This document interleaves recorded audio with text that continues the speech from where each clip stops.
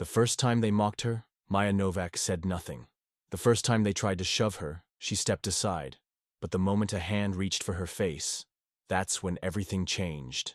16-year-old Maya kept her gaze low as she threaded through the noisy hallways of Westlake High, a silent shadow among 2,000 students.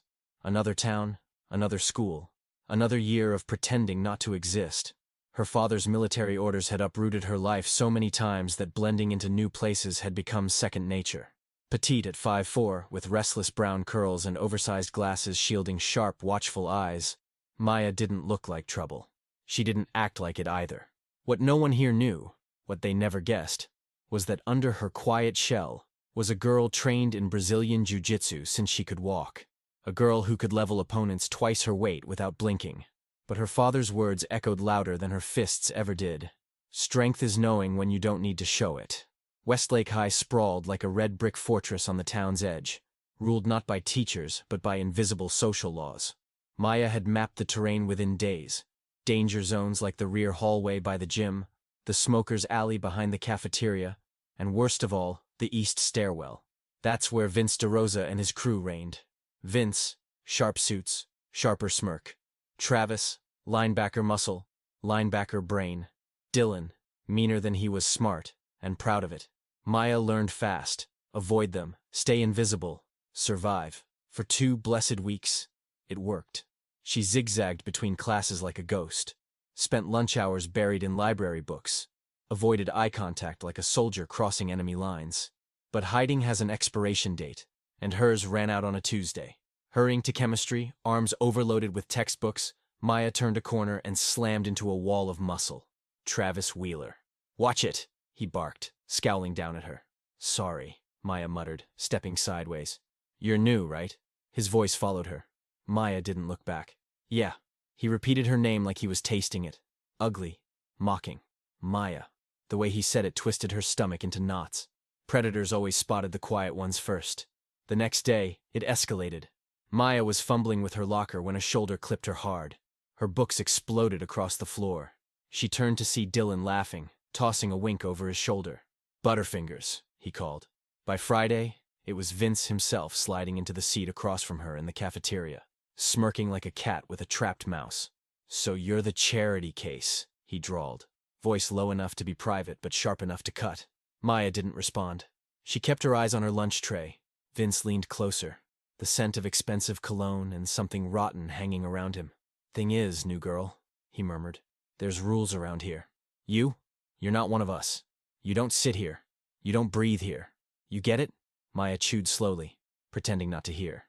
But inside, a fuse was quietly hissing toward the flame. Because some wars you avoid, and some you finish. Vince leaned back, grinning like a wolf circling a wounded animal. "We'll find your place for you, Maya." Something cold tightened in Maya's chest. Instinctively, her muscles tensed, her body preparing itself the way years of training had conditioned her. But she caught herself. This wasn't a mat. This wasn't a match. She forced a breath into her lungs. Slow, deep, just like her father and her sensei had drilled into her soul. Stay calm. Stay in control. "Thanks for the welcome," Maya said, her voice flat, steady. She reached for her tray, ready to slip away. Before she could move, Vince's hand clamped around her wrist. Not rough, not bruising, but controlling, possessive. That was the point. For a split second, Maya's mind raced through 1,000 possibilities. She could break his hold in a heartbeat. She could flip him backward over the cafeteria bench before he even realized what happened. But she didn't.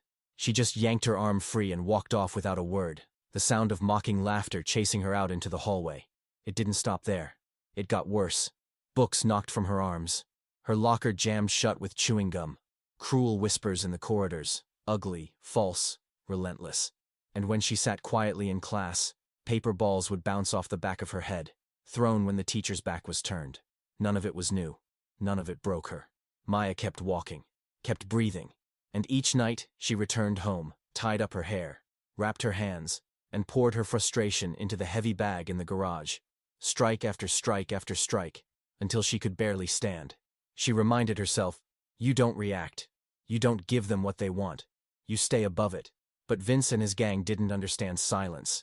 They took her calm for weakness. and weakness to them was an invitation. 3 weeks in, the trap finally closed. Maya had stayed after school to finish a project. By the time she packed up, the halls had emptied, and the daylight was bleeding out of the windows. She didn't hear them coming, not until they were already there.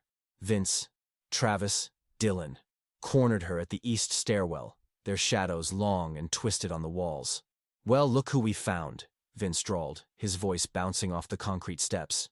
Maya nobody. She clutched her backpack tighter. "I need to go home." Vince smirked and turned to his boys. "She needs to cry to mommy. Poor thing." Travis chuckled darkly. "I've seen her in gym class. Always changing in the stalls. Bet she's hiding something. Or maybe," he sneered, "there's just nothing to show." Heat crawled up Maya's neck, but she stood her ground. "Just let me pass," she said, her voice brittle. Dylan moved in, circling like a shark. "Or what? What are you going to do about it, tough girl?" Maya swallowed the urge to shake. She'd learned to survive by folding into herself, by staying quiet, but her father had promised. This time, there would be no new move, no new school, no new start. This was her home now. She couldn't run. Vince planted himself in front of her, smirking down. "You walk around like you're better than us, acting all high and mighty." "I don't think that," Maya said quietly. "Liar," Dylan spat. Travis shifted behind her, too close, and suddenly she felt it. His hand, sliding low down her back, groping toward places no one had a right to touch. "Maybe she just needs a real welcome." Travis laughed, and in that instant, everything inside Maya Novak snapped. Time slowed, the world blurred. Her body moved on instinct, sharp and sure and unstoppable. Travis's hand slid downward, but he never made it. Before he could touch her, Maya spun on her heel, lightning fast. In one breathtaking move, she seized his wrist, twisting it so sharply that he yelped, his bravado shattering in a single breath. His body jerked sideways, helpless against the precision of her grip, and with a practiced twist, she slammed him hard against the cold wall. The impact echoed down the empty stairwell. Vince barely managed a startled grunt.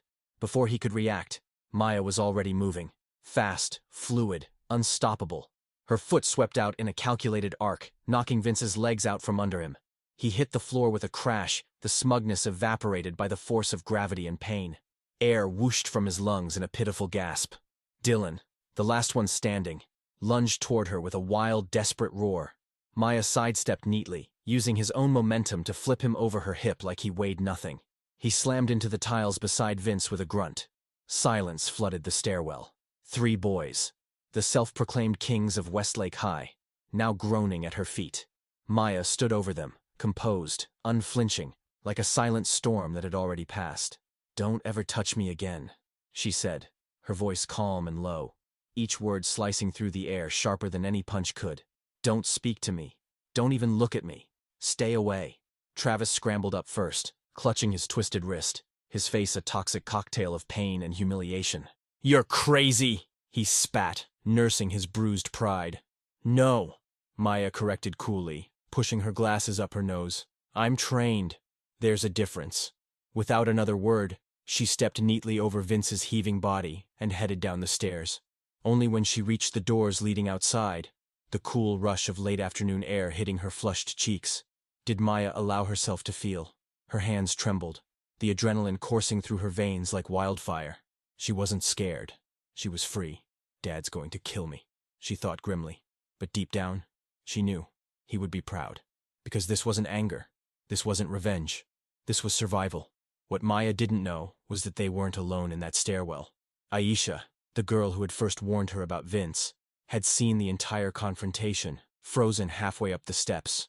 By the time the first bell rang the next morning, the story had spread across Westlake High like a brush fire in dry grass. When Maya stepped onto campus, every hallway she walked down fell silent. Eyes tracked her. Voices dropped into hurried whispers. But this time, there was no laughter, no sneers. Instead, she saw something different in their stares. Respect, fear, wonder. Before first period, Aisha found her. "Is it true?" she demanded breathlessly. "Did you really wreck all 3 of them?" Maya blinked, uncomfortable. "I don't want to talk about it." "You're like a ninja," another girl gushed. "They said you threw Travis like a paper airplane." A boy chimed in, grinning. "Vince is telling everyone he let you win." But Dylan's got a bruise the size of Texas. Maya shook her head, trying to tune it all out. This was everything she had tried to avoid. Attention, rumors, becoming the story. By lunch, the legends had grown even wilder. Some said she'd knocked Vince unconscious with a single punch. Others swore she carried hidden weapons in her backpack. And yet, the bullies? Gone. Their table sat empty, untouched. The hallways were eerily quiet. It was like they'd vanished overnight.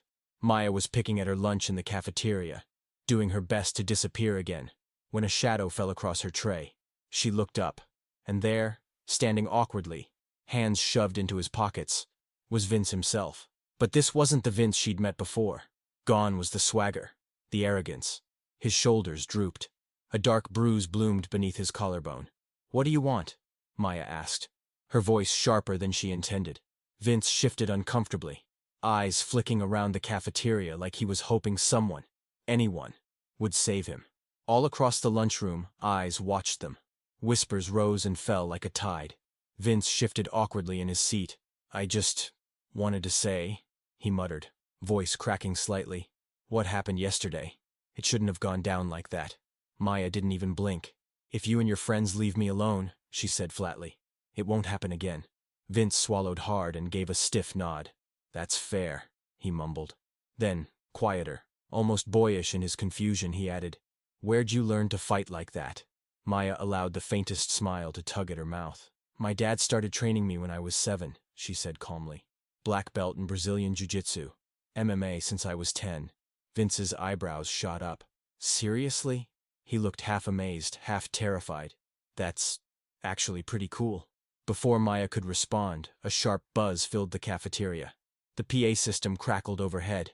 "Maya Novak, please report to the principal's office." Maya Novak to the principal's office. Maya sighed. Of course. She had been waiting for this.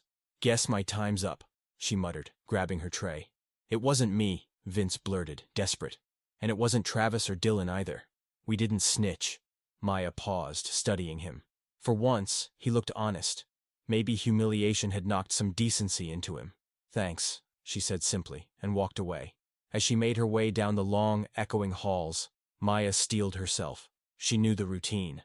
Fighting on school property was usually an automatic suspension, sometimes even expulsion. Calls home, angry meetings, words like anger issues and conflict resolution tossed around by people who had no idea what surviving meant. She'd lived through it once already, at her first school, back when months of bullying had finally broken through her silence. This time, she'd been careful. This time, she'd hoped things would be different. Principal Winters sat behind a heavy oak desk, her sharp blue eyes pinning Maya in place. "Miss Novak," she began briskly, "I've received some troubling reports regarding an incident yesterday afternoon." Maya sat up straight. "Yes, ma'am. Would you care to explain?" In a clear voice, Maya told her everything. The harassment, the groping attempt, her self-defense. No dramatics, no excuses.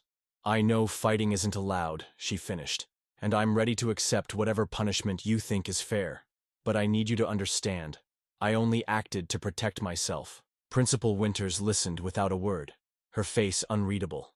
After a long pause, she leaned forward slightly.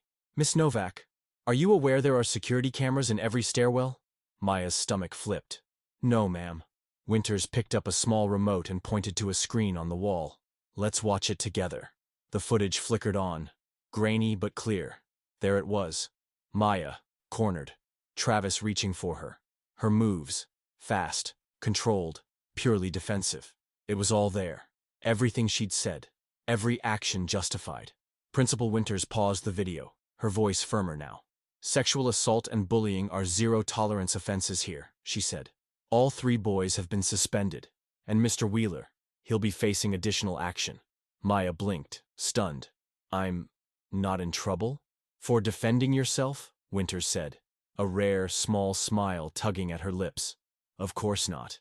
Relief crashed through Maya so hard she had to grip the edges of her chair. "But," Winters added, raising an eyebrow, "next time, perhaps shouting for help first might prevent stairwell wrestling matches." "Yes, ma'am," Maya agreed, feeling a grin pulling at her face. The principal tapped her fingers thoughtfully. "Our self-defense club could use someone like you," she said. "Ever thought about teaching others?" For the first time in what felt like forever, Maya's heart lifted. "I'd love that," she said, meaning every word. When Maya returned to class, the whispers were louder than ever. But now, they didn't sound like pity. They sounded like respect. By the end of that week, a quiet shift rippled through Westlake High. Word had spread. Maya hadn't been punished. She'd been invited to teach self-defense. 3 different girls approached her by Friday, shyly asking if she could show them that move she used on Travis. But the biggest change came the following Monday. Vince, Travis, and Dylan were finally back from their suspensions, and they weren't the same swaggering kings they used to be. When Maya passed them in the hallway, Vince avoided her gaze. Dylan ducked behind his locker. And Travis? He crossed the hallway just to stay clear, staring at the floor like it held all the answers. Maya noticed. Everyone noticed. It was lunchtime when the unexpected happened. Maya sat with Aisha and a few other girls, laughing over sandwiches and math homework, when Vince approached their table. The entire group went silent. Forks froze halfway to mouths. All eyes locked on him. "Can I talk to you?" Vince asked, looking small in a way Maya had never seen. Maya exchanged a glance with Aisha, then nodded. "I'll be right back," she said, standing cautiously. She followed Vince to a quieter corner, careful to keep her distance. "What is it?" she asked evenly. Vince rubbed the back of his neck, shifting awkwardly on his feet. "I just wanted to apologize," he mumbled. "I mean, for everything. What we did was messed up." It wasn't a perfect apology, but the red creeping up Vince's neck told Maya he meant it. "Okay," Maya said simply. Vince blinked, confused. "That's it? You want me to say I forgive you?" Maya shrugged. "I'm not sure I do. Not yet." Vince nodded slowly. "That's fair." There was a long, awkward silence. Then, surprising even himself, Vince spoke again. "My dad," he started, voice low. "He's not a great guy. Always said being a man meant being tough. Mean, even. Guess I thought I was just doing what he taught." Maya studied him. The Vince she knew, the bully, looked stripped down now, vulnerable. "You don't have to be him," she said finally. "You get to choose." Vince looked lost. "I don't even know how to start." Maya thought for a second. "Well, you could help me," she said. "I'm teaching a self-defense workshop next week. We need a volunteer for demonstrations." Vince's eyebrows shot up. "You want me to help? After everything?" "It's not about you," Maya said. "It's about helping other girls stay safe. And maybe it'll help you understand what it feels like to be on the other side." Slowly, a smile spread across Vince's face. "You're kinda terrifying," he said. "Good," Maya replied with a small smile of her own. "Remember that next time you think about picking on someone." The next few weeks brought a transformation to Westlake no one could have predicted. Maya's self-defense club tripled in size. Girls who once shrank away now showed up, eager to learn.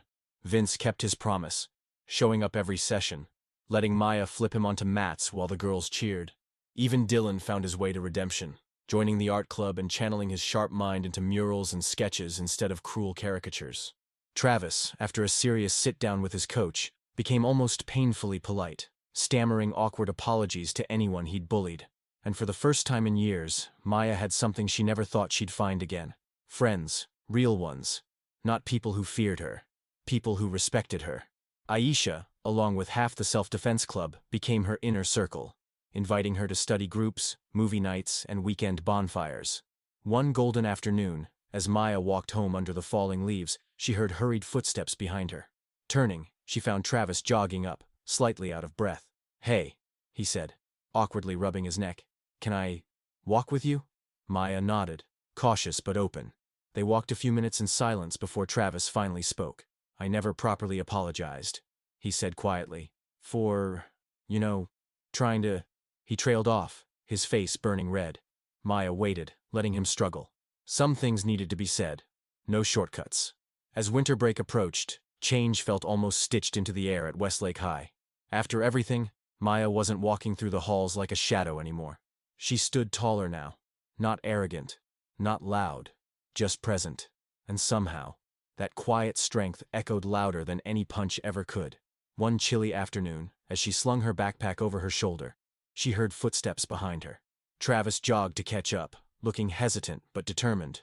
"Hey," he said, slightly breathless. "Mind if I walk with you?" Maya shrugged. "Sure." They walked in silence for a few moments. the only sound the crunch of their shoes against the sidewalk. Finally, Travis spoke, his voice low. I never said it properly. I'm sorry. Really sorry. Maya glanced at him. Why? She asked simply, genuinely curious. Travis stared ahead, kicking at a loose pebble. Honestly?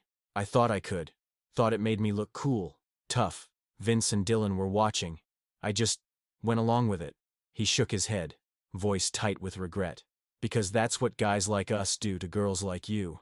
Girls we think won't fight back. Maya raised an eyebrow. Girls like me? Travis grimaced. Girls who stay quiet, who don't push back. Maya didn't say anything for a while, letting his words sit heavy between them. No, she said finally. It wasn't okay. But I appreciate you saying it. They walked a few more paces before Travis added, almost sheepish. My little sister Lily? She joined your self-defense club. Maya smiled a little. She remembered Lily. Small, nervous, but quick on her feet. She's got good instincts, Maya said. Travis shoved his hands in his pockets. I don't ever want her feeling like she can't protect herself, he muttered. I don't want her to be scared of guys like me. Maya looked at him, really looked, and saw a boy trying to be better, trying to rebuild himself from the inside out. Then don't be that guy, she said simply. When they reached the corner where their paths split, Travis stuck out his hand awkwardly. No hard feelings? He asked. Maya paused, then shook it firmly. Getting there, she said. That night, training with her father in the garage, she finally told him the whole story. About the bullying, the stairwell, the fallout, the strange, hopeful changes afterward. She braced herself, expecting disappointment. Instead, her father simply adjusted her stance, the way he always had since she was 7, and said, Maya, I didn't teach you to hurt people. I taught you so you'd never have to live afraid. But you always said fighting should be the last resort, Maya reminded him. He nodded. And was it? Maya thought back. The weeks of silence, the humiliation, the endless restraint. Yeah, she said. It was. Then you did exactly what you were meant to do. He smiled, holding up the focus mitts. Now, he said, show me that left-right combo again. Westlake kept changing too. The principal introduced tougher anti-bullying policies. Maya's self-defense club exploded in size. Vince found a strange new calling, helping mediate peer conflicts. Dylan's talents shifted to art. And Travis, well, Travis was learning, step by careful step, how to be someone different. On the last day before winter break, Maya opened her locker to find a small package. Inside, a tiny brass knuckle keychain, and a note. To the girl who taught us all to stand up. Thanks for the wake-up call. V, T, and D. Maya smiled, clipping the keychain to her backpack. She had come to Westlake hoping to survive unnoticed. Instead, she had found something better. A voice, a place, and the strength to never shrink herself again. As she pushed open the cafeteria doors, a wave of warm chatter washed over her. Maya Novak, the shy new girl, was gone. In her place stood someone unbreakable, someone unforgettable, someone who had changed everything, forever.